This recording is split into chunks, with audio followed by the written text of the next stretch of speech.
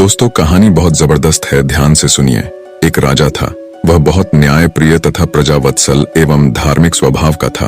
वह नित्य अपने इष्ट देव की बड़ी श्रद्धा से पूजा पाठ और याद करता था। एक दिन इष्ट देव ने प्रसन्न होकर उसे दर्शन दिए तथा कहा, राजन, मैं तुमसे बहुत प्रसन्न हूँ, बोलो तुम्हारी कोई इच्छा है।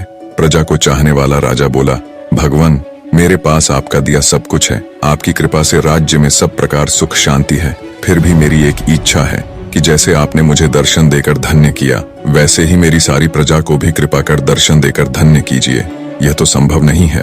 ऐसा कहते हुए भगवान ने राजा को समझाया, परंतु प्रजा को चाहने वाला राजा भगवान से जिद करने लगा।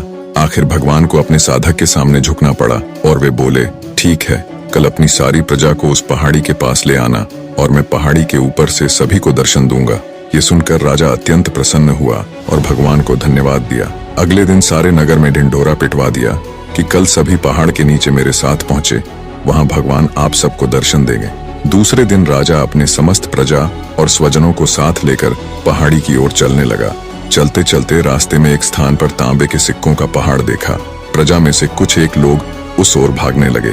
तभी ज्ञानी राजा ने सबको सतर्क किया कि कोई उस ओर ध्यान न दे, क्योंकि तुम सब भगवान से मिलने जा रहे हो। इन तांबे के सिक्कों के पीछे अपने भाग्य को लात मत मारो। परंतु लोभ लालच में वशीभूत प्रजा के कुछ एक लोग तो तांबे की सिक्कों वाली पहाड़ी की ओर भाग ही गए और सिक्कों की गठरी बनाकर अपने घर की ओर चलने लगे। वे मन ही मन सोच रहे थे, पहले ये सिक्कों को समेट ले, भगवान से तो फिर कभी मिल ही लेंगे। राजा दुखी मन से आगे बढ़े। कुछ दूर चलने पर चांदी की सिक्कों का चमचमाता पहाड़ दिखाई दिया। इस बार भी बचे हुए प्रजा में से कुछ लोग उस ओर भागने लगे और चांदी के सिक्कों को गठरी बनाकर अपनी घर की ओर चलने लगे। उनके मन में विचार चल रहा था कि ऐसा मौका बार बार नहीं मिलता है। चांदी के इतने सारे सिक्के फिर मिले न मिले, भगवान तो फिर कभी मिल ही जाएंगे। इसी प्रकार कुछ दूर और चलने पर सोने के सिक्कों का पहाड़ नजर आया। अब तो प्रजाजनों में बचे हुए सारे लोग तथा राजा के स्वजन भी उस ओर भागने लगे। वे भी दूसरों की तरह सिक्कों की गठरियां लाद लाद कर अपने अपने घरों की ओर चल दिए। अब केवल राजा और रानी ही शेष रह गए थे। राजा रानी से कहने लगे, देखो कितने लोभी हैं ये लोग, भगवान से मिलने का महत्व ही नहीं जानते हैं। भगवान के सामने सारी दुनिया की दौलत क्या चीज है। सही बात है, कहते हुए रानी ने राजा की बात का समर्थन किया और वह आगे बढ़ने लगे। कुछ दूर चलने पर राजा और रानी ने देखा कि सप्तरंगी आभा बिखरता हीरों का एक बड़ा सा पहाड़ है। अब तो रानी से भी रहा नहीं गया। हीरों के आकर्षण से वह भी दौड़ पड़ी और हीरों की गठरी बनाने लगी। फिर भी उसका मन नहीं भरा तो साड़ी के पल्लू में भी बांधने लगी। वजन के कारण रानी के वस्त्र देह से अलग हो गए, परंतु हीरों की तृष्णा अभी भी नहीं मिटी। यह देख राजा को अत्यंत ही ग्लानि और विरक्ति हुई। बड़े दुखद मन से राजा अकेले ही आगे बढ़ते गए। पहाड़ पर पहुंचे तो देखा वहां सचमुच भगवान खड़े उसका इंतजार कर रहे थे।